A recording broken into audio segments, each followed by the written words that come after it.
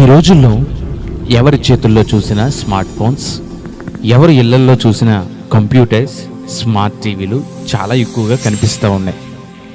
వీటి ద్వారా అనేక రకాలుగా అందరూ ఇంటర్నెట్ని చాలా ఎక్కువగా వాడుతూ ఉన్నారు. వీటిలో ఎక్కువగా వాడబడుతున్నటువంటివి యూట్యూబ్, వాట్సాప్, ఫేస్బుక్. అయితే లోకంలో ఉన్నటువంటి వారు ఎలా నడిచినా క్రైస్తవుడు మాత్రం చాలా జాగ్రత్తగా ఉండాలి. ఎందుకంటే వీటి ద్వారా సాతాను క్రైస్తవులను అత్యంత సులువుగా పాపంలో పడేస్తూ ఉన్నాడు. అందుకే ప్రభు రాకడ అతి సమీపంలో ఉన్న ఈ చివరి దినాల్లో క్రైస్తవులని ఇంకా ఆధ్యాత్మికంగా బలపరచాలనే ముఖ్య ఉద్దేశంతో ప్రార్థించి ప్రభు నడిపింపుతో యూట్యూబ్లో షేలా గాస్పల్ టీవీ అనే ఛానల్ను ప్రారంభించాం. దీనిలో క్రైస్తవులను బలపరచు వర్తమానములు, షార్ట్ ఫిలిమ్స్, సాక్ష్యములు, పాటలు, మిషనరీ జీవిత చరిత్రలు, క్రిస్టియన్ ఇన్స్పిరేషనల్ వీడియోలు, Bible movies, morning with Jesus అనే షార్ట్ మెసేజెస్ మరియు ప్రశ్నలు జవాబులు అనే అనేకమైనటువంటి వాటిని పొందుపరచడం జరుగుతూ ఉంది. వీటి ద్వారా ఆధ్యాత్మికంగా ఆత్మీయంగా బలపడుతూ మీరు విశ్వాసంలో, పరిశుద్ధతలో, ప్రేమలో బలపడాలనేటువంటిదే మా ఆశ. కాబట్టి అనేకులకు మా ఛానల్ని పరిచయం చేయండి. ఈ పరిచర్య కొరకు ప్రార్థన చేయండి. ఛానల్ని సబ్స్క్రైబ్ చేసుకోండి. వందనాలు.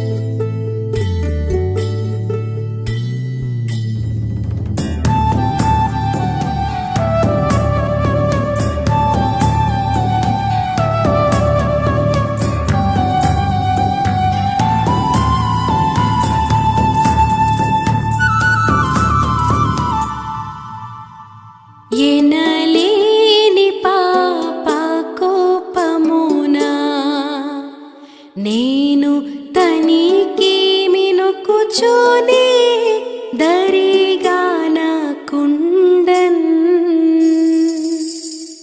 కనికరము బెంచినాయందు వేగాగొని పోవ నా మేలు కొరకిందు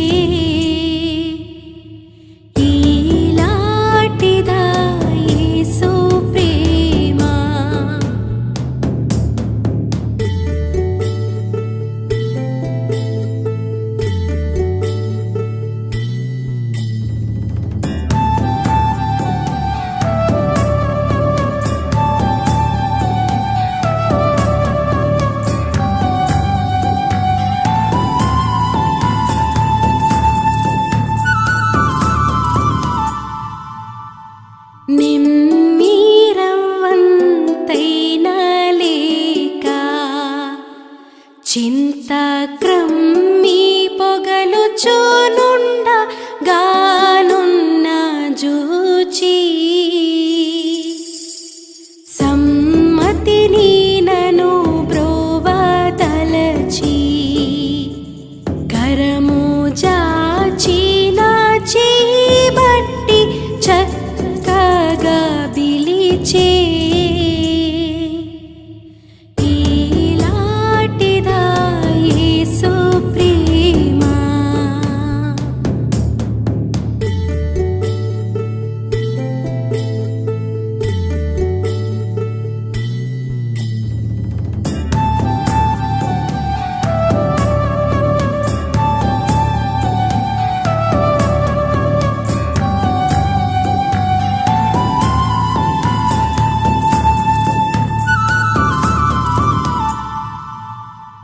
శోధనలో నన్ను జుట్టినప్పుడు నీతి బోధన మనసులో బుట్టించి పెంచి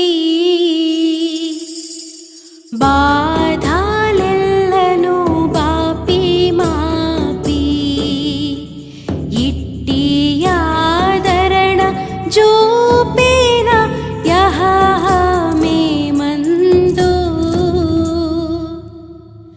ఈలాటిదా యేసు ప్రేమ నన్ను తూలనాడక తనదు జాలి చూపినదా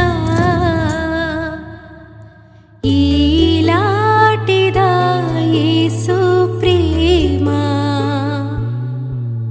ప్రభువును లోకరక్షకుడైన యేసుక్రీస్తు వారి పవిత్ర నామములో క్రీస్తు పేరట సెలా గాస్పల్ వీక్షకులందరికీ ప్రభువును రక్షకుడైన యేసయ్య నామములో ప్రత్యేకమైనటువంటి వందనాలు తెలియజేస్తున్నాను.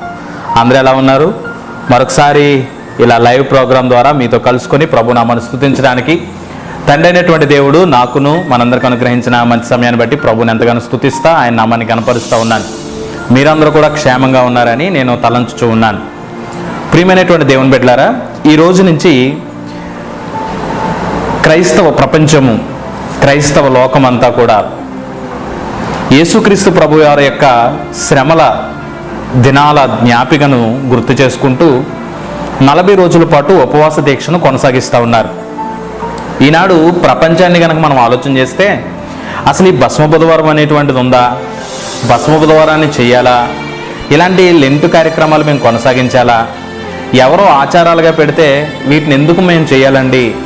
లేకపోతే వీటి ద్వారా మాకేంటి ఉపయోగం? ఓన్లీ 40 రోజులు మాత్రమేనా మేము బైబిల్ చదివేది? ఇంకా 40 రోజుల తర్వాత మేము ఇంకా బైబిల్ చదవక్కర్లొద్దా? ప్రార్థన చేయక్కర్లొద్దా?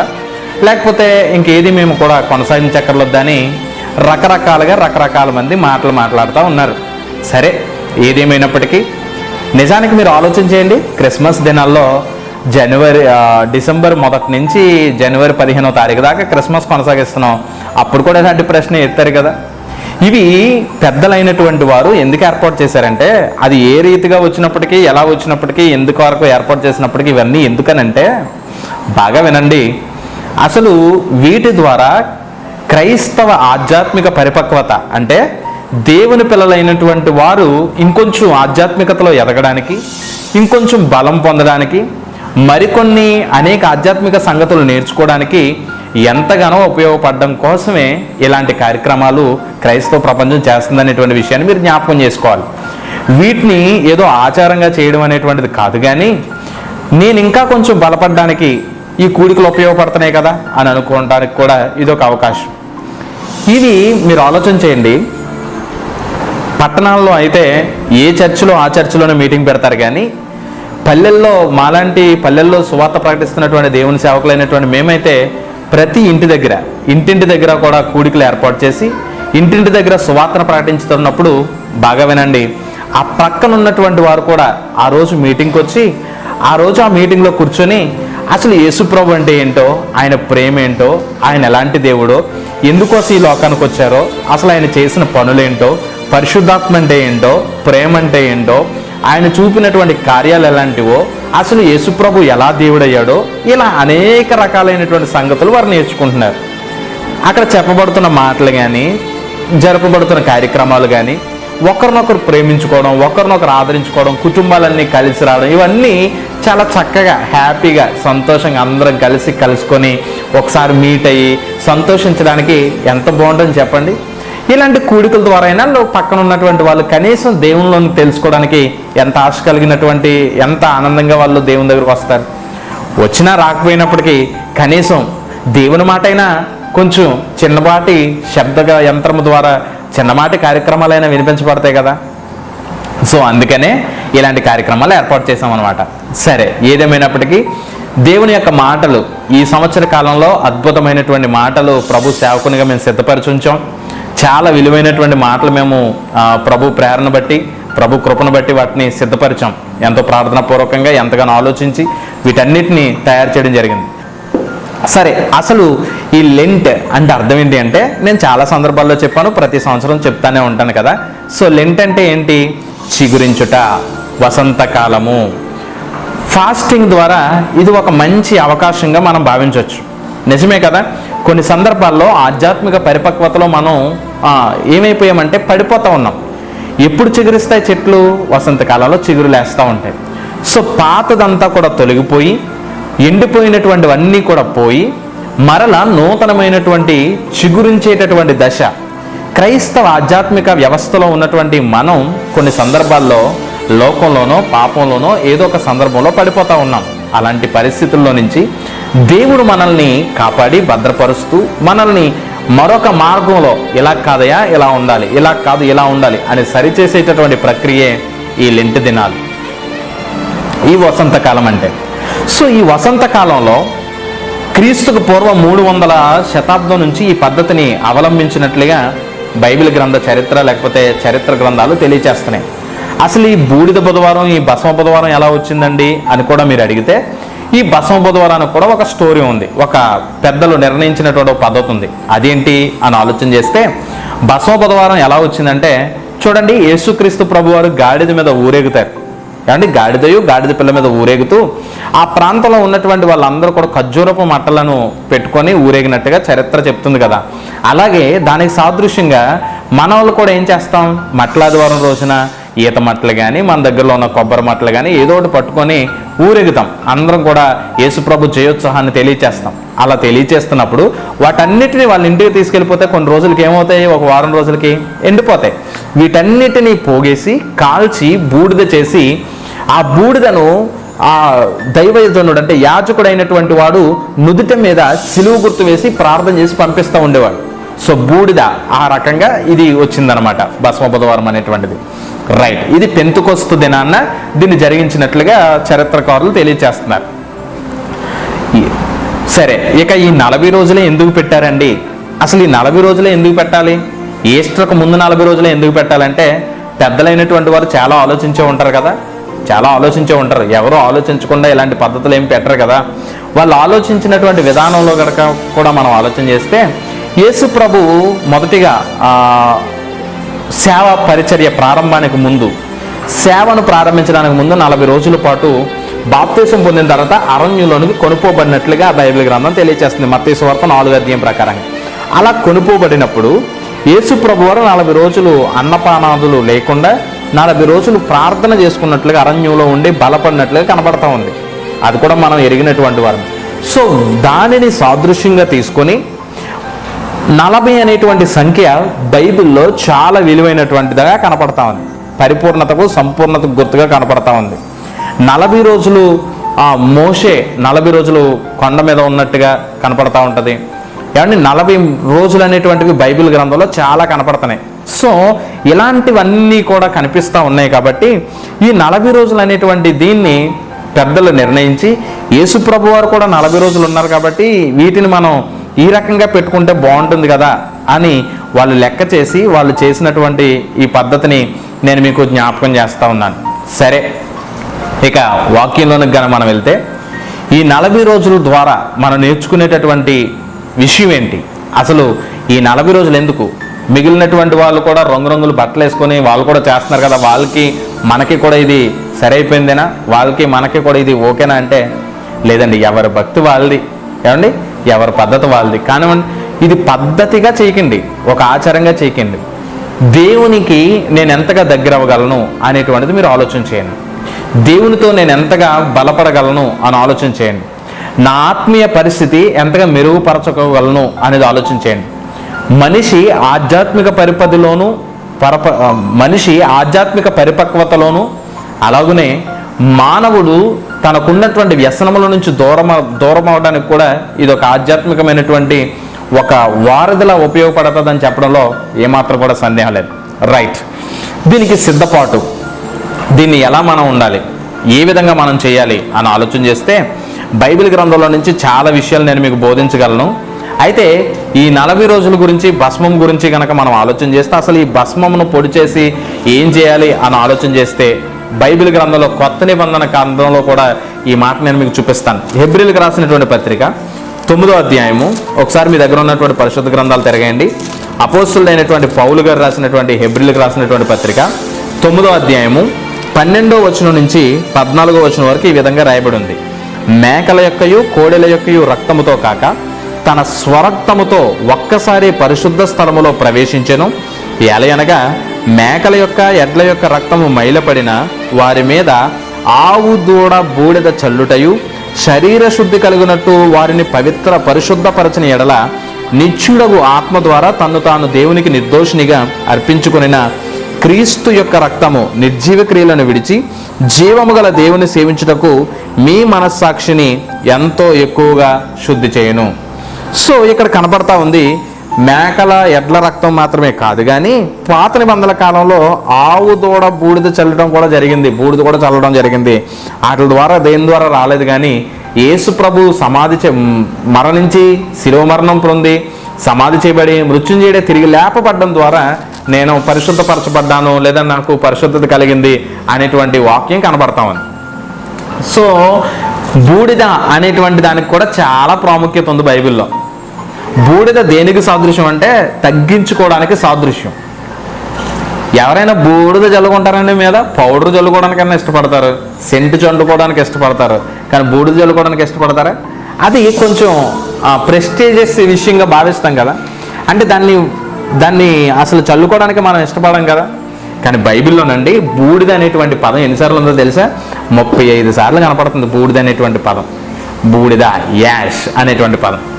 ఈ 35 నేను వివరించడం నా ఉద్దేశం కాదు, కానీ ఈరోజు భస్మ బుధవారం రోజున నిజంగా ఈరోజు మనం ఎంచుకున్న టాపిక్ ఏంటి అంటే, నువ్వు బ్రతకాలి అని అంటే బూడిద చేయబడాలి. నువ్వు బ్రతకాలి అంటే బూడిద చేయబడాలి.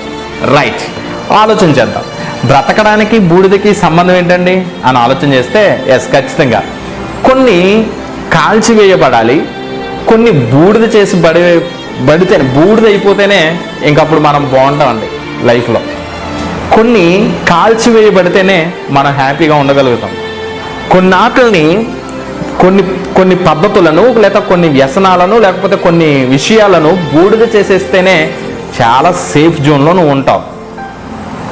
ఎగ్జాంపుల్, మీ ఇంట్లో చెత్త పెరిగిపోయింది, చాలా చెత్త వచ్చేసింది. ఇప్పుడు దాన్ని ఏం చేస్తారు? చెత్త కుండీలేసి ఏం చేయాలి? తర్వాత కాల్చేస్తారు. కాల్చితే ఏమైపోద్ది? అది బూడిదైపోద్ది. ఇంక అక్కడితో దాని స్మెల్ కానీ, దానికి సంబంధించినటువంటి వాసన కానీ, తనకు సంబంధించిన ఆనవాళ్ళు కూడా కనపడు. సేమ్ అప్పుడు ఇల్లు పరిశుభ్రంగా ఉంటుంది కదా.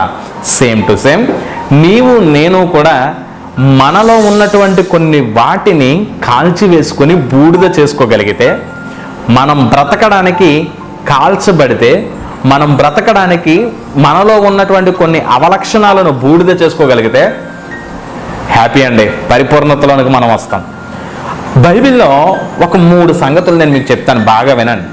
అబ్రహాం అనేటువంటి వ్యక్తి తన జీవితంలో బూడిదలో కూర్చున్నటువంటి విషయాన్ని జ్ఞాపకం చేస్తాడు. చూద్దాం ఆ మాట. ఆదికాండ గ్రంథము 18వ అధ్యాయము 27వ వచనం దగ్గరికి రండి. ఇప్పుడు 27వ వచనం దగ్గర, అందుకు అబ్రహాము, ఇదిగో ధూళియు బూడిదైన అయిన నేను ప్రభుతో మాటలాడ తెగించుచున్నాను.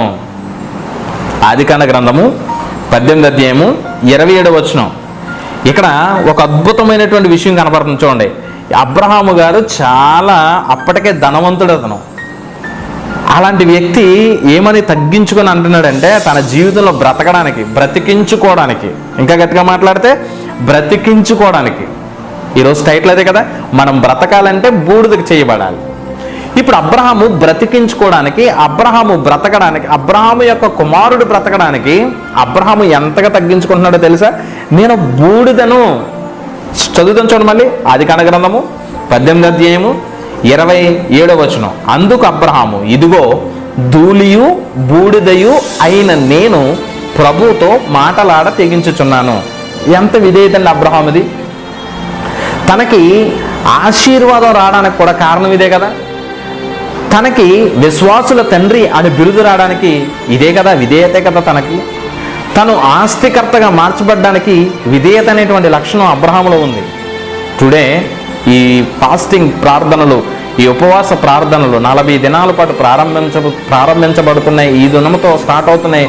ఈ 40 దినాల్లో నువ్వు బ్రతికి ఆశీర్వాదకరముగా, ఆస్తికర్తగా, విశ్వాసులకు మాదిరిగా, ప్రపంచానికి ఒక క్రైస్తవ బిడ్డకు మాదిరికరంగా నువ్వు మారాలి అంటే అబ్రహాము లాంటి అద్భుతమైనటువంటి సాక్షి జీవితం నీకు నాకుంటే ఎంత బాగుంటుంది.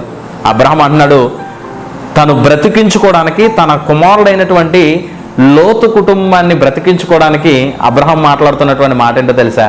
నేను బూడిదనయ్యా, బూడిదను, ఎందుకు పనికిరాని వాడిని నీతో ప్రభుతో మాట్లాడి తెగిస్తున్నానని చెప్పి మాట్లాడతాడు. ఏం జరిగింది అసలు అక్కడ?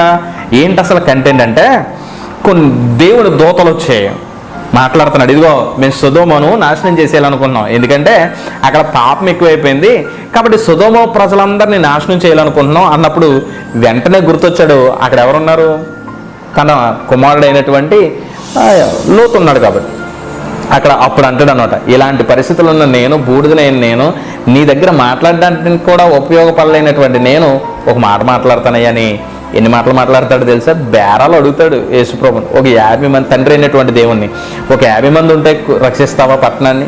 ఒక 20 మంది ఉంటే రక్షిస్తావా? ఒక 10 మంది ఉంటే రక్షిస్తావా? ఇంతగా అడుగుతాడు, ప్రాధేయపడతాడు, విధేయతతో, ప్రేమతో అడుగుతాడండి. బ్రతికించుకోవడం కోసం, తన కుమారుడితో సంతోషంగా జీవించడం కోసం, తన కుమారుడిని బ్రతికించుకోవడం కోసం ఏమండి అబ్రహాము బూడిదని ఎన్నుకున్నాడు. మై ఫ్రెండ్, నిజంగా నీ జీవితంలో బ్రతకాలనేటువంటి ఆశ నీ జీవితంలో ఉందా? బ్రతుకుతున్నావులేండి, ఏదో అలా కాలం గడిచిపోతుంది అనేటువంటి పద్ధతిలో కనుకుంటే ఈ రాత్రి ప్రభు సేవకునిగా ఈ 40 దినాల ఉపవాస దీక్షల ప్రారంభపు రోజున నేను మీతో చెప్తున్నాను, జాగ్రత్త వినండి. బూడిదను అయిపోవాలి. మనం బ్రతకాలంటే కొన్ని మన జీవితాల్లో బూడిదైపోవాలి. రెండో విషయం దగ్గరికి వస్తాను, అంటే సమయం కొంచెం అననుకూలత కదా, సో షార్ట్గా నేను చెప్తాను, జాగ్రత్తగా మీరు వీటిని అధ్యయనం చేయండి. రెండోదిగా యోబు అనేటువంటి వ్యక్తి 42వ అధ్యాయం 6వ వచనంలో అక్కడ అంటాడు, నన్ను నేను అసహ్యించుకుంటున్నాను, బూడిదలో కూర్చున్నాను నేను అంటాడు. చదువుదాం ఆ మాట కూడా. యోబు గ్రంథం చూడండి, యోబు గ్రంథము 42వ అధ్యాయం 6వ వచనం. కావున నన్ను నేను అసహ్యించుకొని ధూళిలోను బూడిదలోను పడి పశ్చాత్తాపడుతున్నాను. యోబు పరిస్థితి ఏంటి? ఏమన్నా యోబు పరిస్థితి ఏంటి? మన అందరం ఎరిగిన వాళ్ళమే కదా యోబు గారి గురించి. యోబు గురించి తెలియని క్రైస్తవుడు ఎవరు ఉండరు. యోబు గారి పరిస్థితి ఏంటి? మహాధనవంతుడు. దేవుడు ఒక్క చిన్న పరీక్ష పెట్టాడు తనకి. పెట్టిన పరీక్షలో నిలబడ్డాడు. చాలా సమర్థవంతంగా తను ఆ పరీక్షలన్నింటిలో విజయాన్ని సాధించుకుంటూ వచ్చాడు. అయితే బాగా వినండి, తన శరీరం అంతా కుళ్ళు పెట్టేసినటువంటి పరిస్థితుల్లో, తన శరీరం కూడా నాశనం అయిపోతున్న పరిస్థితుల్లో, ఇంకా చెయ్యలేనటువంటి పరిస్థితుల్లో ఉన్నటువంటి యోబు తన్ను తాను అసహించుకుంటూ బూడిదలో కూర్చొని ప్రభువుని ఏం చేస్తున్నాడంట? పశ్చాత్తాపడుతున్నాడు. బూడిదలో కూర్చొని అతను బూడిదలో పడి పశ్చాత్తాపడుతున్నట్లుగా బైబిల్ గ్రంథం తెలియజేస్తుంది. అయ్యా, నా పరిస్థితిని బ్రతికించు, లేదా చంపే అన్నటువంటి మాటలు అన్నమాట. సో బ్రతకడానికి బూడిద అయిపోతున్నాడు అతను, బూడిదని చేసేసుకుంటున్నాడు. బూడిదలో కూర్చున్నాడు అతను. విధేయత కలిగినటువంటి వాడు కూర్చున్నాడు. విన్నాడు దేవుడు చెప్పిన ప్రతి మాటను విన్నాడు ఆయన. బ్రతకాలంటే భస్మం అయిపోవాలి మనం, అంతే. ఇదొకటి గుర్తుపెట్టుకోండి, బ్రతకాలంటే బూడిద అయిపోవాలి. యోబు బ్రతకడానికి బూడిదలో కూర్చొని మాట్లాడుతున్నటువంటి మాట, అయ్యా నేను బూడిదలో కూర్చొని పశ్చాత్తాపడుతున్నానయ్యా, నన్ను కాపాడయ్యా, నన్ను భద్రపరిచయ్యా, నన్ను బాగు చేయి ప్రభు అని. సో యోబు 42వ అధ్యాయంలో మాట్లాడడం ప్రారంభించి దేవుడితో అంటున్నాడు అనమాట ఇలాంటి మాటలు. అయ్యా నేను బూడిదలో కూర్చున్నానయ్యా, పశ్చాత్తాపరణ, నన్ను నేను అసహించుకుంటున్నాను ప్రభువా, నన్ను కాపాడయ్యా అని. మై ఫ్రెండ్, ఈ మాటలు ఎందుకు నేను తెలియచేస్తున్నానంటే, అపవిత్రమైనటువంటివి ఏదైనా మన జీవితాల్లో కనుక ఉంటే, దేవునికి అయిష్టమైనటువంటివి ఏవైనా మన జీవితాల్లో ఉంటే, అది కోపం కావచ్చు, అసూయ కావచ్చు, మత్సరం కావచ్చు, వ్యభిచారం కావచ్చు, ఏదైనా వాటెవర్ ఇట్ ఈస్, ఏదైతే కావచ్చు, దేవునికి అయిష్టంగా ఉన్న ఏదైనా సరే అది నీ జీవితాల్లో ఉండకుండా భస్మమైపోతే, బూడిదైపోతే పరిశుద్ధంగా బ్రతకగలుగుతాం. బ్రతికేస్తున్నాం అన్ని మనుషులుగా, మనం బ్రతికేస్తున్నాం మనుషులుగా, బ్రతకట్లేదా హ్యాపీగా? అబద్ధాలు ఆడేవాడే బాగా బ్రతుకుతాడు, ఇంకా మోసం చేసేవాడే మంచిగా బ్రతుకుతున్నాడు. ఇంకా లోకంలో మోసం చేసిన వాళ్ళు, లంచాలు తీసుకున్న వాళ్ళు, అబద్ధాలు ఆడిన వాళ్ళు చాలా బాగా బ్రతుకుతున్నారు. వాళ్ళని చూసి నువ్వు కొన్నిసార్లు అనుకున్నావేమో, నాకన్నా వాళ్ళే బాగున్నారు కదా అని అనుకున్నావేమో. లేదు మిత్రమా, నువ్వు దేవుని దగ్గర బ్రతకగలుగుతున్నావు, హ్యాపీ లైఫ్ నీకు ఉంది. ఖచ్చితంగా వాళ్ళు దాన్ని బట్టి ఒకానొక రోజు ఖచ్చితంగా శిక్షణ అనుభవిస్తారు. వాళ్ళు చేసిన పాపాన్ని బట్టి, వాళ్ళు చేస్తున్నటువంటి ఆ పరిస్థితులు బట్టి, తీసుకుంటున్న లంచాన్ని బట్టి, తీసుకుంటున్న అబద్ధపు మాటలు బట్టి. కానీ నిజాయితీగా బ్రతికినటువంటి వాడే, నీతిమంతుడిగా బ్రతికిన వాడు మాత్రమే పర్ఫెక్ట్గా ఉండగలుగుతాడు. ఈ లోకంలో చాలామంది అంటారు, యేసు ప్రభు మతాలు మార్చేస్తున్నాడు అని. కాదే, అస్సలు కాదు. యేసు ప్రభు దగ్గరకు వచ్చిన వాళ్ళు ఏమవుతున్నారో తెలుసా? మతం మారట్లేదు వాళ్ళు, యేసు ప్రభు మతంలోనికి రావట్లేదు వాళ్ళు. వారు మనసును మార్చుకొని పాపులు ఉన్నటువంటి వాళ్ళు పరిశుద్ధులు అయిపోతున్నారు. అనీతిమంతుడు ఉన్నవాడు నీతిమంతుడు అయిపోతున్నాడు. పాపం చేసేవాడు పరిశుద్ధుడిగా బ్రతుకుతున్నాడు. తాగేవాడు తాగడం మాని పరిశుద్ధంగా బైబిల్ పట్టుకొని హ్యాపీగా సంతోషంగా బ్రతుకుతున్నాడు అతను. సో బ్రతకడానికి ఖచ్చితంగా మనలో ఉన్నటువంటి అవలక్షణాలన్నింటినీ భస్మం చేసుకోవాలి. ఏదుంది నీలో? ఇప్పుడు నిన్ను సూటుగా నేను అడిగాను అనుకో, నువ్వు నాకు చెప్పు ఎలాగా. ఎందుకంటే ఎవరిని నువ్వు పలానా తప్పు చేద్దామంటే ఒప్పుకుంటాడు ఎవడన్నా? ఎవరు ఒప్పుకోరు. కాబట్టి ఇప్పుడు నువ్వు విమర్శ చేసుకో. మొదటి రోజు ఇది భస్మము. నువ్వు బ్రతకాలంటే భస్మం బూడిదైపోవాలంతే. సో బూడిదైపోవడానికి ప్రయత్నం చేయి. నీ జీవితంలో ఏదైతే కలిగి ఉన్నావో దాన్ని తొలగించుకోవడానికి ప్రయత్నం చేయి. దేవుడు ఖచ్చితంగా మీ జీవితంలో బలమైనటువంటి కార్యాలు చేస్తాడు. ఒక ఎగ్జాంపుల్ చెప్పనా నేను మీకు? ఒక ఎగ్జాంపుల్ చెప్పనా? నినివే అనేటువంటి ఒక పట్టణం ఉంది బైబిల్లో, మీకు తెలుసు కదా, నినివే అనేటువంటి పట్టణం. ఆ నినివే పట్టణపు ప్రజలు ఎలాంటి వాళ్ళంట? చాలా ఘోరమైన వాళ్ళు. అందరూ ఎరిగిన వాళ్ళమే కదండి. ఇది యోనా గ్రంథం 3:4. వాళ్ళందరూ బ్రతకడానికి ఏం చేశారు చెప్పండి? దేవుడేమో యోనా గారి చేత పంపిస్తే, యోనా మొత్తం మీద నేను అక్కడికి వెళ్ళాలని చెప్పి, తర్షీష్కి వెళ్తానని చెప్పి బోటెక్కేసినప్పటికీ మరలా సముద్రంలో అలజడిని రేపి తిమింగలం చేత మళ్ళా తీసుకొచ్చి నినివే సముద్రపు వారిని దేవుడు పడయించాడు. ఇదంతా మనం ఎరిగిన వాళ్ళమే. అప్పుడు సువార్త చెప్పాడు. ఆ సువార్త చెప్పాడు. అప్పుడు వాళ్ళందరికీ కలిగింది ఏంటి?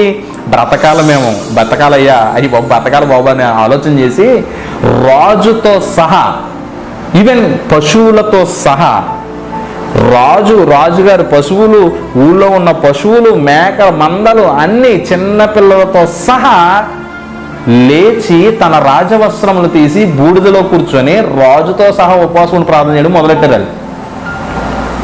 అలా ప్రార్థన చేసిన తర్వాత వాళ్ళకి జరిగిందేంటి చెప్పండి?